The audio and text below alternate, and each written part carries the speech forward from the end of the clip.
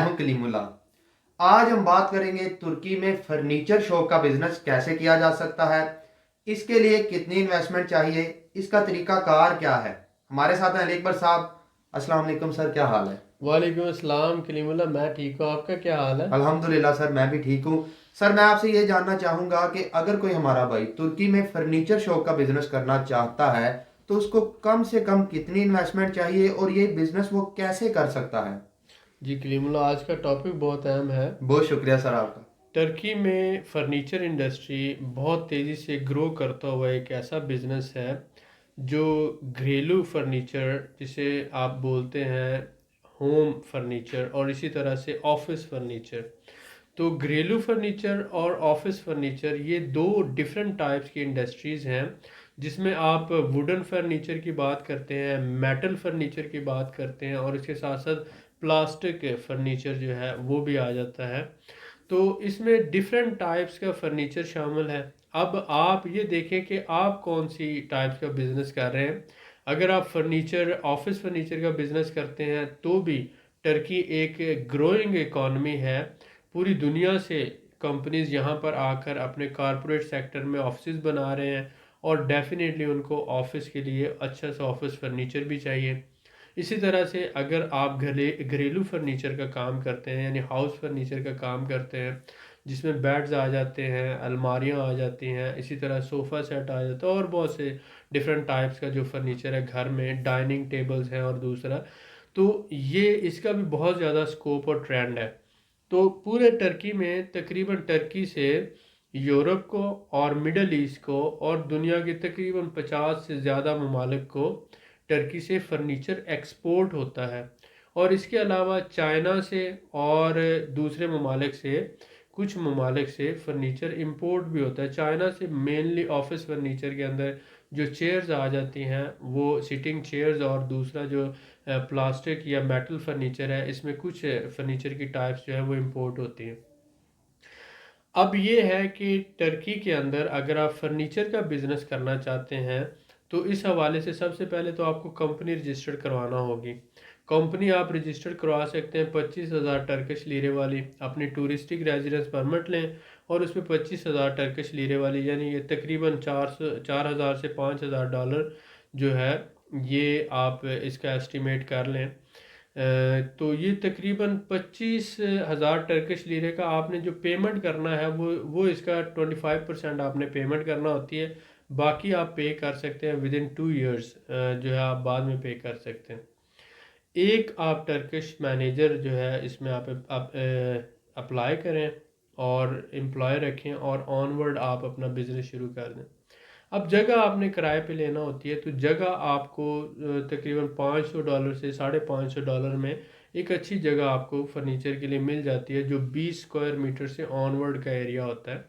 20 square metre, 30 square metre का आप एक अच्छा सा शॉप लेकर उस पर आप शुरू कर सकते हैं। शुरू में आप क्या करें कि आप घरेलू फर्नीचर का ज़्यादा काम करें, और ऐसे एरियाज़ में काम करें जहाँ पर ज़्यादा रेजिडेंशियल आबादी है। तो इसके साथ साथ ये भी आप काम कर सकते हैं कि नए और पुराने फर्नीचर का भी काम किया जा सकता है। बहुत से लोग अपना पुराना फर्नीचर रिप्लेस करना चाहते हैं और नया लेना चाहते हैं। तो लोगों ने ऐसे सेटअप्स बनाए हुए हैं कि वो पुराना फर्नीचर ख़रीद लेते हैं, उसको रिपेयर करने के बाद वो उसको दोबारा साइट्स पर ऑनलाइन भी सेल कर देते हैं, और वैसे भी जो है दूसरे लोग उनसे आके ले जाते हैं। तो इस तरह से लोग अपना पुराना फर्नीचर बेचकर नया फर्नीचर ले जाते हैं। तो आप नए और पुराने फर्नीचर का भी काम कर सकते हैं। तो एक छोटा सा सेटअप बनाने के लिए अगर आपके पास 10 से $12,000 हो तो आप आसानी से ये बिज़नेस कर सकते हैं। शुरू में आप टूरिस्टिक रेजिडेंस लें और ज़्यादा से ज़्यादा कैपिटल जो है आप इस बिज़नेस को चलाने में, मैनेज करने में आप लगाएं।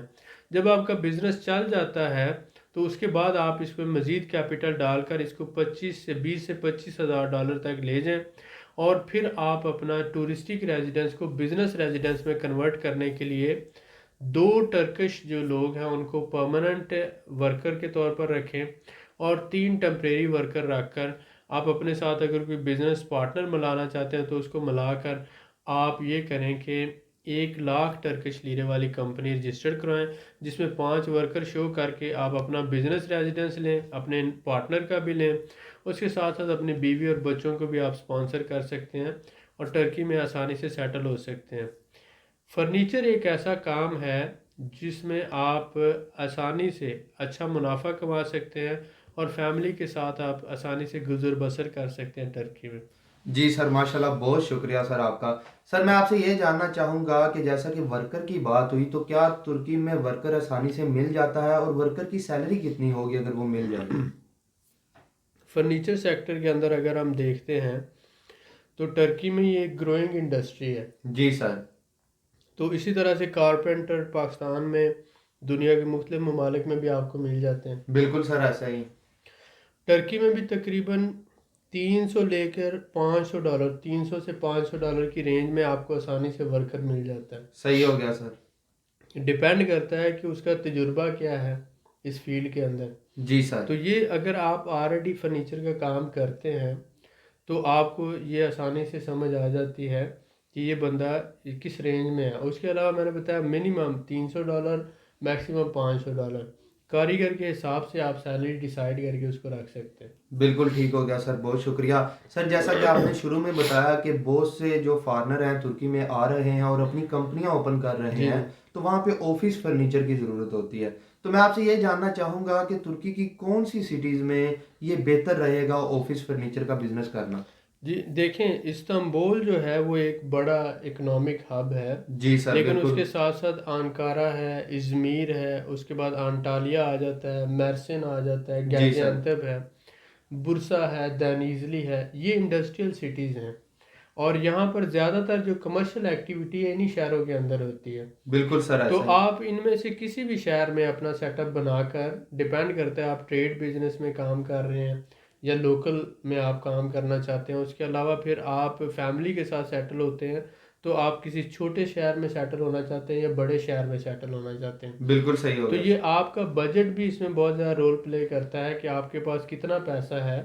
कि बड़े शहर की रिक्वायरमेंट भी ज़्यादा होती है, छोटे शहर में आप कम पैसे के साथ भी सरवाइव कर जाते हैं क्योंकि वहाँ वर्कर की सैलरी भी कम होती है, घर का किराया भी कम होता है, फूड और ट्रांसपोर्ट के अखराजात भी कम होते हैं। ऐसा ही है सर। तो शुरू में आपको कोशिश करनी चाहिए कि आप छोटे शहर जैसे बुरसा है, देनीजली है, इज़मीर है, इसी तरह से मेर्सिन है या अंकारा है, इन शहरों में आप जो है ये सस्ते हैं एज़ कम्पेयर टू इस्तांबुल के। जी तो सर। इन शहरों में आप अपना बिजनेस सेटअप बनाएं और जब आपको ज़बान आ जाती है, बिजनेस समझ जाते हैं, बिजनेस कॉन्टेक्ट्स बन जाते हैं, कल्चर की समझ आ जाती है, तो उसके बाद आप अपना दूसरा सेटअप इस्तांबुल में बना सकते हैं, बिजनेस को एक्सपैंड कर सकते हैं और फिर आप फैमिली के साथ चाहे इस्तांबुल में शिफ्ट हो जाएं। बिल्कुल सही हो लेकिन गया शुरू सर। में आपको छोटे शहर को चूज़ करना आपके लिए ज़्यादा बेनिफिशियल हो सकता है। जी सर, बिल्कुल ठीक हो गया। सर अगर कोई हमारा भाई बिजनेस करता है फर्नीचर शॉप का, तो वो फैमिली का वीज़ा उसके ऊपर आसानी से मिल जाता है?